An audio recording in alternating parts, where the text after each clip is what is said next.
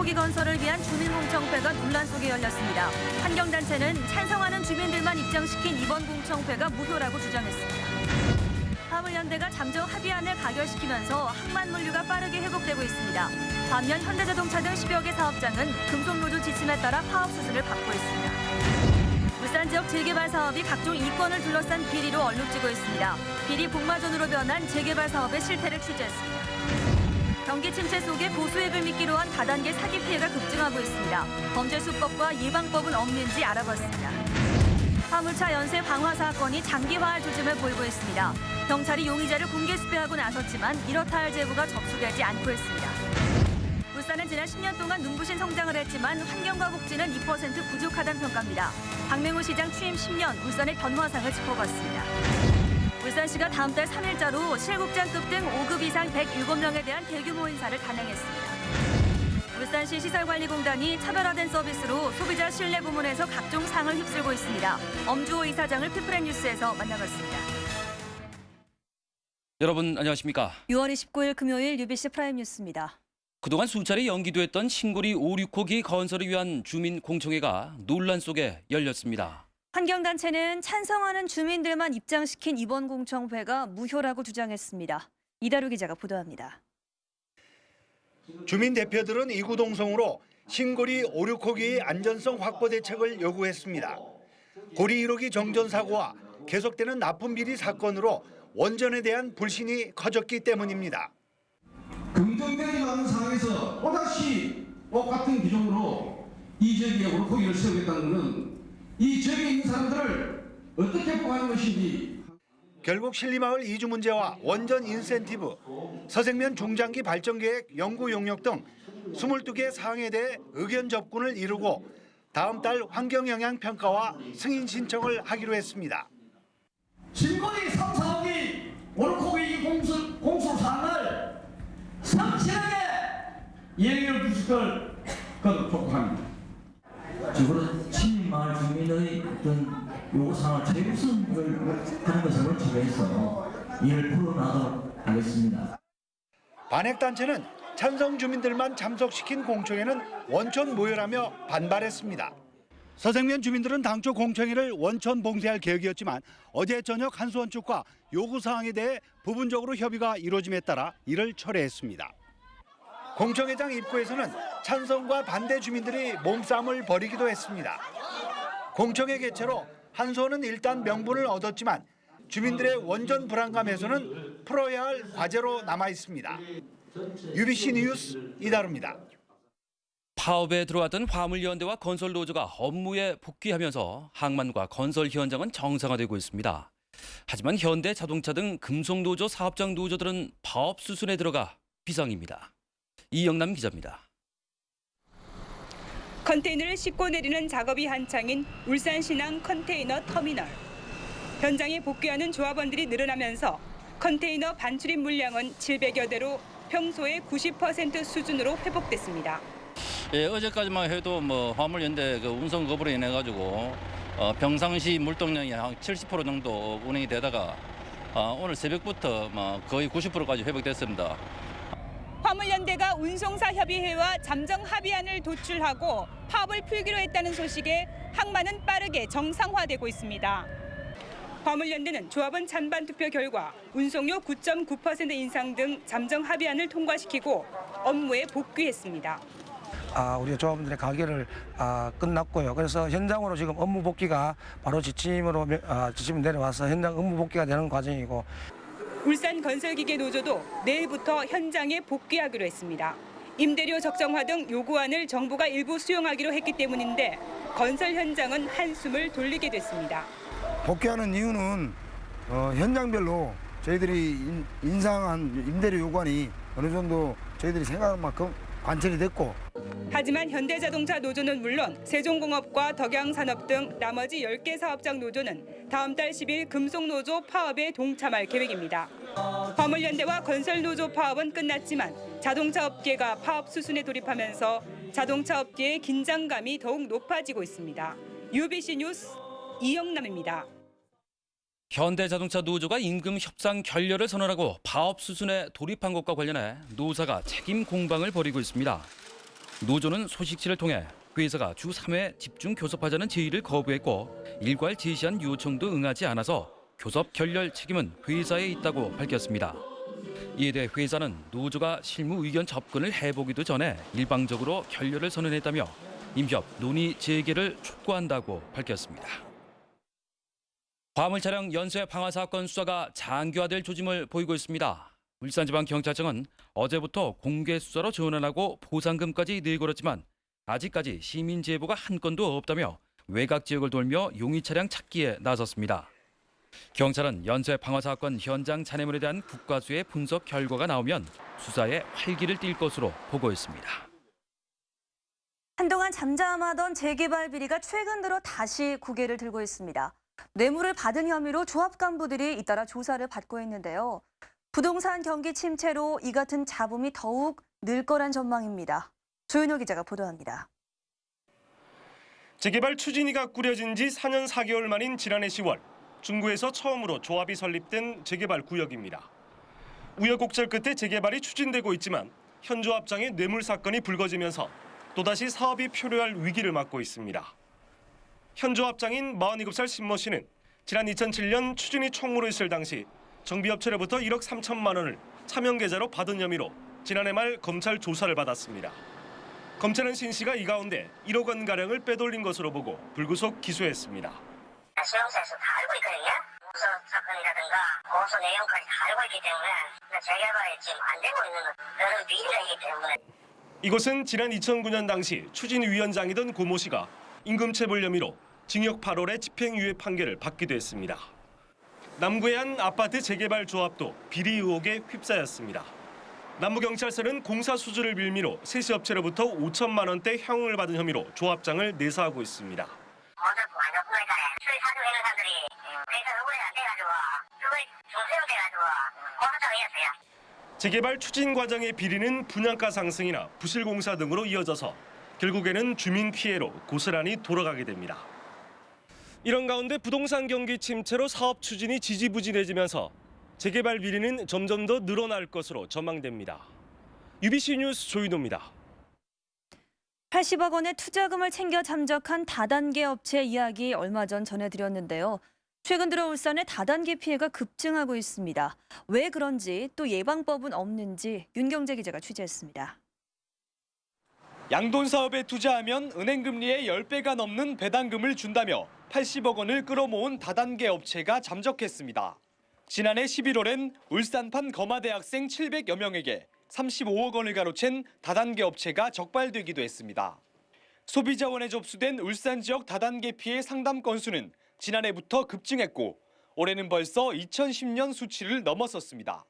접수되는 건들이 빙산의 일각이라고 보시면 됩니다. 피해들은 많은데 이제 실제로 저희 137이 통해서 신청하시는 분들은 실제 피해 본 숫자보다는 적은 거죠. 이처럼 피해가 급증하는 것은 경기 침체 속에 이른바 뜨는 아이템을 내세우며 높은 이자로 유혹하기 때문입니다. 처음엔 수익금을 잘 주면서 다른 투자자를 모아오게 만든 뒤 잠적하는 경우가 대부분입니다. 적법한 다단계 업체는 반드시 지자체에 등록해야 하는데 울산에 등록된 다단계 업체는 단 한 곳도 없습니다. 적법한 다른 지역 업체의 지점일 수 있지만 투자에 앞서 등록된 업체인지 금감원이나 공정위를 통해 확인하는 게 필수입니다. 주도권에서 저의 코너를 이용하셔서 적법한 회사인지 여부를 꼭 확인하시기 바랍니다. 경찰은 상식을 넘어선 배당금을 주고 다른 투자자를 모으라고 유혹하면 일단 의심하고 피해를 입었다면 즉시 신고할 것을 당부했습니다. UBC 뉴스 윤경재입니다.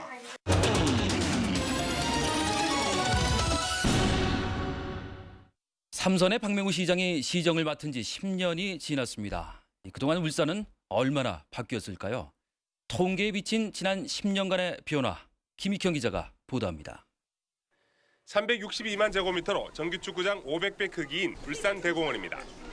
도심에 있다 보니 사시사철 시민들의 훌륭한 휴식 공간이 되고 있습니다.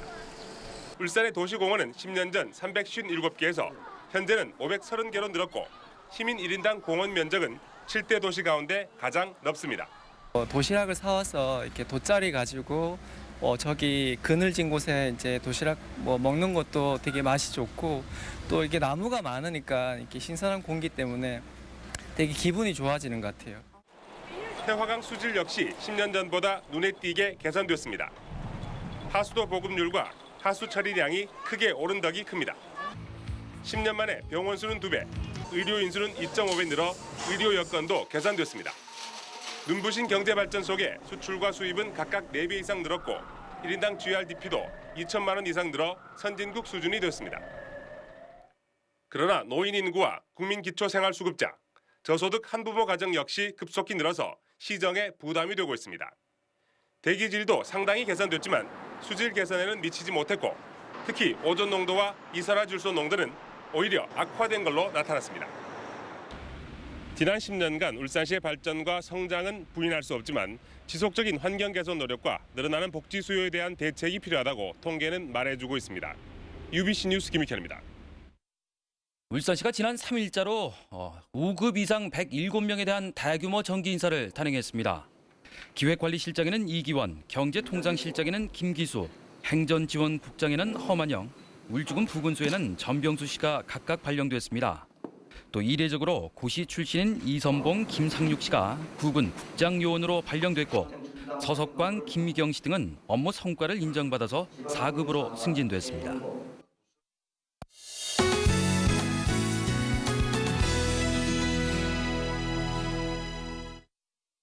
울산시 시설관리공단이 소비자 신뢰 부문에서 각종 상을 휩쓸고 있습니다. 그 비결은 무엇인지 엄조 이사장을 피플앤뉴스에서 만나봤습니다.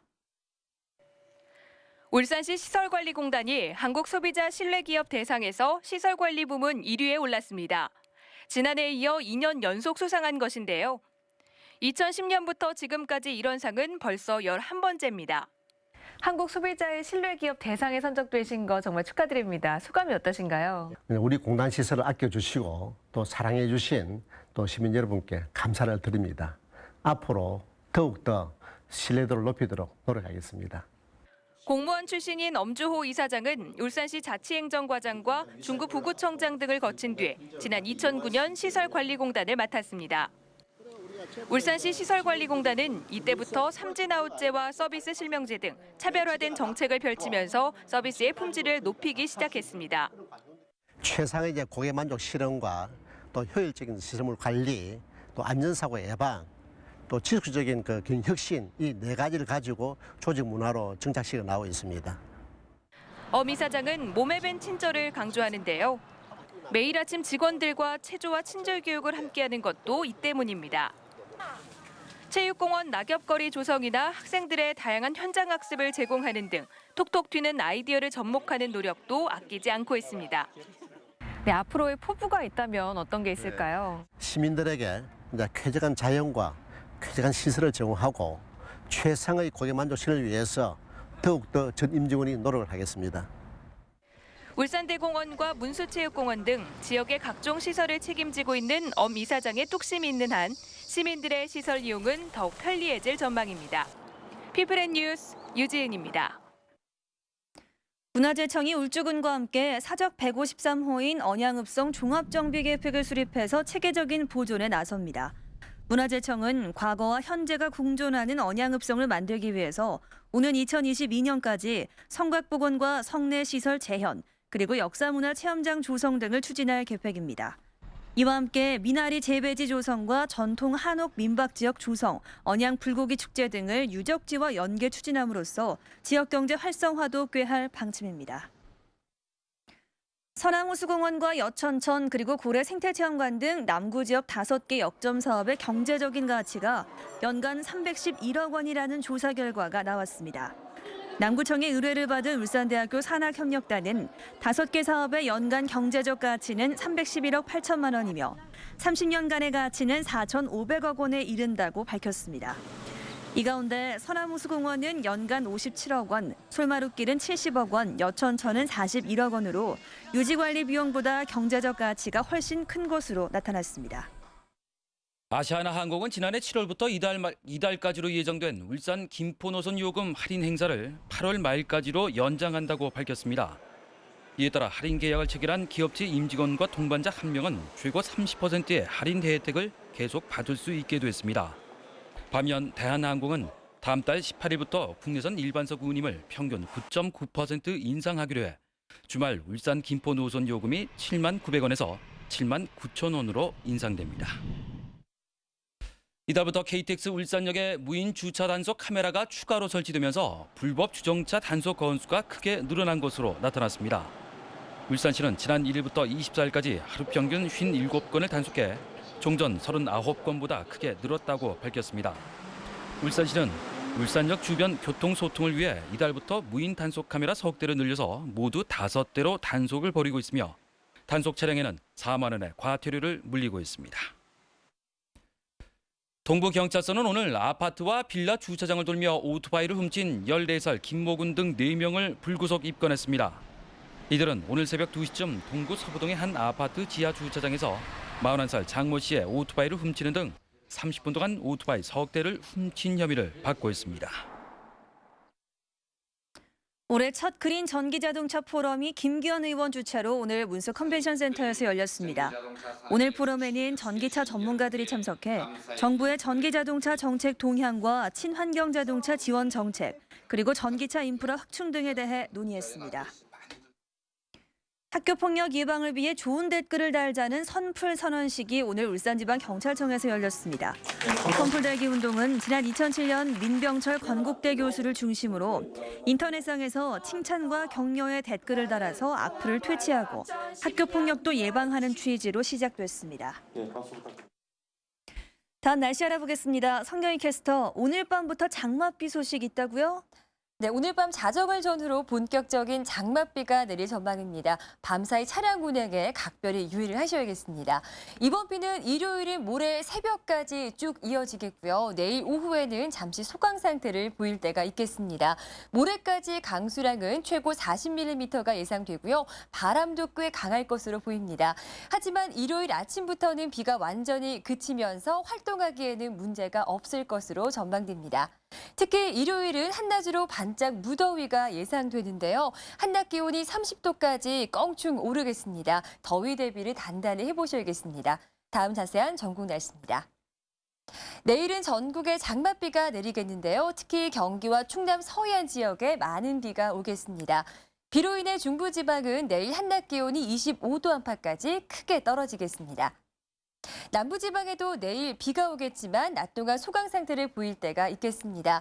한낮 기온은 제주지방이 30도까지 오르겠고요. 그 밖의 지역은 오늘보다 낮겠습니다. 영남지방에도 내일 장맛비가 이어지겠습니다. 낮 최고 기온은 25도에서 29도 분포로 경북지방은 덥겠습니다. 바다의 물결은 최고 3m로 먼바다에서 높게 일겠습니다. 다음 주 월요일에 잠시 비가 쉬어간 뒤 화요일부터 목요일까지는 장맛비가 길게 이어질 전망입니다. 날씨였습니다. 좀 더 강한 바람 더 세게?